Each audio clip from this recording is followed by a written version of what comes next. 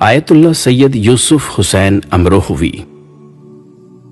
یوسف الملت آیت اللہ سید یوسف حسین صاحب 18 رجب سن 1312 ہجری میں سرزمین امروہہ پر محلہ دانشمندان میں پیدا ہوئے۔ یوسف الملت کے والد محترم مولانا حاجی سید مرتضی حسین صاحب قبلہ تھے۔ آیت اللہ یوسف امروہوی اپنے زمانے کے مسلم الثبوت مجتہد تھے۔ آیت اللہ یوسف حسین صاحب نے ابتدائی نیز عربی و فارسی تعلیم اپنے والد محترم سے حاصل کی، کیونکہ آپ کے والد اپنے زمانے کے معتبر علماء و فضلاء میں شمار ہوتے تھے۔ ابتدائی تعلیم سے فراغت کے بعد آپ نے رامپور کا رخ کیا۔ وہاں جناب محمد امین شاہ آبادی کے پاس معقولات کی تعلیم حاصل کی۔ 1905 عیسوی میں اپنی تعلیم کو آگے بڑھانے کی غرض سے دربار مولائے کائنات نجف اشرف میں حاضر ہوئے۔ وہاں آیت اللہ محمد قاسم طباطبائی کے مدرسے میں قیام فرمایا۔ وہاں رہ کر بزرگ اور تجربے کار اساتذہ کرام کی خدمت میں زانوئے ادب طے کیے، مثلا آیت اللہ محمد قاسم خراسانی، آیت اللہ محمد قاسم طباطبائی، آیت اللہ سید ابو الحسن اصفہانی، آیت اللہ شیخ علی کوچانی، آیت اللہ ضیاء الدین عراقی اور آیت اللہ سید ابو تراب خوانصاری وغیرہ۔ آیت اللہ یوسف صاحب نے متحد اساتذہ اور آیات اعظام سے اجتہاد و روایت کے اجازے حاصل کیے، جن میں سے کچھ آیات اعظام کے اسماء گرامی اس طرح ہیں: آیت اللہ سید محمد قاسم طباطبائی، آیت اللہ ضیاء الدین عراقی، آیت اللہ سید ابو الحسن اصفہانی، آیت اللہ محمد حسین مازندرانی، آیت اللہ علی خراسانی کوچانی، آیت اللہ سید ابو تراب خراسانی، شیخ الشریعہ آیت اللہ فتح اللہ شیرازی اور آیت اللہ علی گل آبادی خراسانی۔ ان اجازوں کے ذریعے آیات اعظام نے آپ کے علم کا اعتراف کیا ہے، جس سے آپ کی صلاحیتوں کا اندازہ ہوتا ہے۔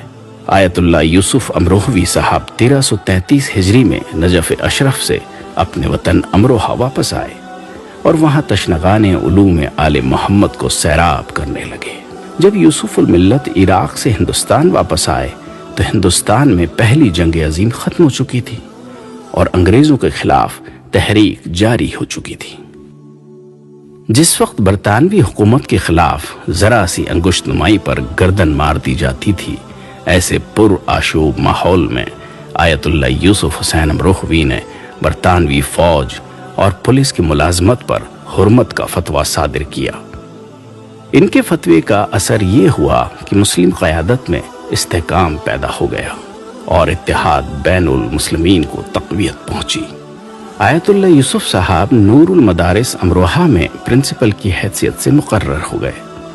یہ مدرسہ آپ کے والد محترم مولانا مرتضی حسین صاحب کی کوششوں کے سبب ممتاز مدارس میں شمار ہوتا تھا۔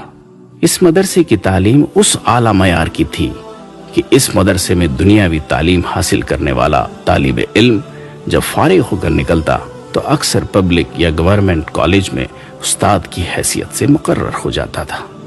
سن 1922 عیسوی بمطابق 1340 ہجری میں جب نور المدارس نامی مدرسہ خاندان کی میراث میں تبدیل ہونے لگا تو یوسف الملت ڈپٹی کلیکٹر جناب محمد حسین صاحب کے اصرار پر منصبیہ عربی کالج میرٹھ کے پرنسپل منتخب کر لیے گئے۔